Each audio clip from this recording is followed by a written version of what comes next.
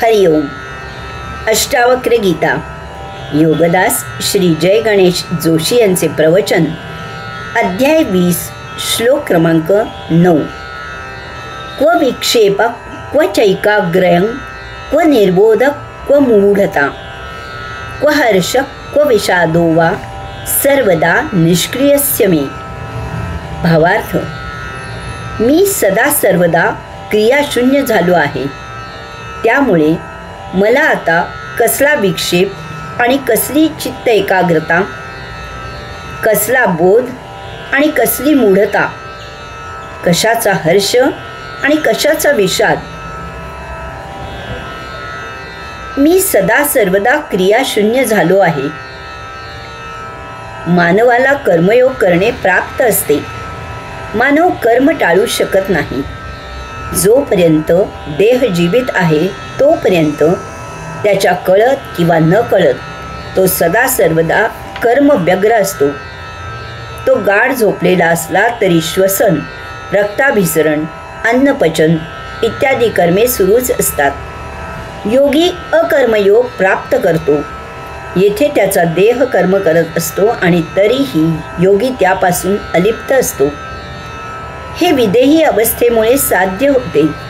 राजा जनक येथे सांगत आहे की तो स्वस्वरूप अवस्थेत कर्म आणि अकर्म या दोहोपलीकडे कैवल्य चैतन्यात स्थित आहे. त्यामुळे कसला विक्षेप आणि कसली चित्त एकाग्रता. त्याला कशात काही अडचणी, अडथळा, विघ्ने इत्यादी असण्याचे कारणच राहिले नाही. कारण काही काम केले तर अडचणी इत्यादी येतात. येथे ते परम चैतन्य केवळ उपस्थित असते आणि सर्व काही होत असते. चैतन्य क्रिया शून्य असते. कर्म नसल्यामुळे त्यासाठी चित्त एकाग्रताही नाही. आता चित्त दशाही उरलेली नाही. कसला बोध आणि कसली मूढता. स्वस्वरूपावस्थेत राजा जनक अज्ञान, ज्ञान, विज्ञान या पलीकडे निघून गेला आहे. तो स्वतःच परमबोध झाला आहे. ब्रह्मांडात एकमेव परमबोध आहे. त्यामुळे त्याला आता आणखी कशाचा निराळा बोध होणे शक्य नाही. यामुळे त्याच्यात कसलीही मूढताही असणे शक्य नाही. कशाचा हर्ष आणि कशाचा विषाद. जीवन जगताना काही मिळवण्याची ईर्ष्या निर्माण होते. ते मिळाल्यास हर्ष आणि न मिळाल्यास विषाद होतो. येथे तर आता परमावस्था आहे. आता कसला हर्ष आणि कसला विषाद. सर्व आनंद आहे. हरि ओम. श्लोक क्रमांक 10. क्व चैव व्यवहारो वा क्वच सा परमार्थता क्व सुखं क्व वा दुःखं निर्विमर्शस्य मे सदा. भावार्थ: स्वस्वरूपात सदा सर्वदा निर्विचारी झालेल्या मला कसला व्यवहार आणि कसला परमार्थ, कसले सौख्य आणि कसले दुःख. स्वस्वरूपात सदा सर्वदा निर्विचारी झालेल्या मला. ज्यावेळी मनाचे अस्तित्व शून्य होते तेव्हा भौतिक वस्तुजगताचे विचार थांबतात. एकूणच भोगापवर्गता संपुष्टात येते. बुद्धीला केवळ ज्ञान होत राहते. अमुक आहे बस, याहून काहीही नाही. साक्षीत्व वृद्धिंगत होते. त्यात स्थिरता येते.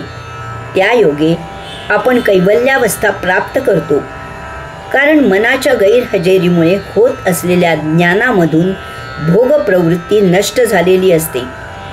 स्मृतीचा उपयोग भौतिकदृष्ट्या देहाचे संरक्षण करणे इतपतच मर्यादित होतो. यामुळे स्वस्वरूपात केवळ स्थिती आपोआप होते. तिला स्थिती असे संबोधणेही कठीण जाते. केवळ समजावे म्हणून तसे म्हणायचे इतकेच. अशा स्थितीत स्वस्वरूपावस्थेत कसला व्यवहार आणि कसला परमार्थ. अशा निर्विचारी, शुद्ध, पवित्र, केवळ स्थितीत ब्रह्म, सत्या, जगन्मिथ्या याची परिपूर्ण अनुभूती मिळते. कारण व्यवहारात परमार्थ क्षीण होतो आणि परमार्थात व्यवहार क्षीण होतो. भौतिकात जग सत्य आहे असा दृढ विश्वास असतो. वास्तवात तो भास होत असतो. परंतु भौतिक वस्तू जगताच्या भोगापवर्गतेत ते उमजत नाही. आपण भौतिक उपभोग घेण्यात स्वतःला धन्य समजत असतो आणि प्रतिदिनी जन्म मरणाचे फेरे वाढवत असतो, मुक्तीपासून दूर होत असतो. परंतु केवळ स्थितीत ब्रह्म सत्य आहे हा भाव दृढ होतो आणि जगत मिथ्या याची खात्री होते. स्वस्वरूपात व्यवहार आणि परमार्थ दोन्हीही क्षीण होतात. आपण याच्याही पार होतो. कसले सौख्य आणि कसले दुःख. यामुळे कसले सौख्य आणि कसले दुःख. सर्वत्र फक्त आनंदी आनंद. हरिओम.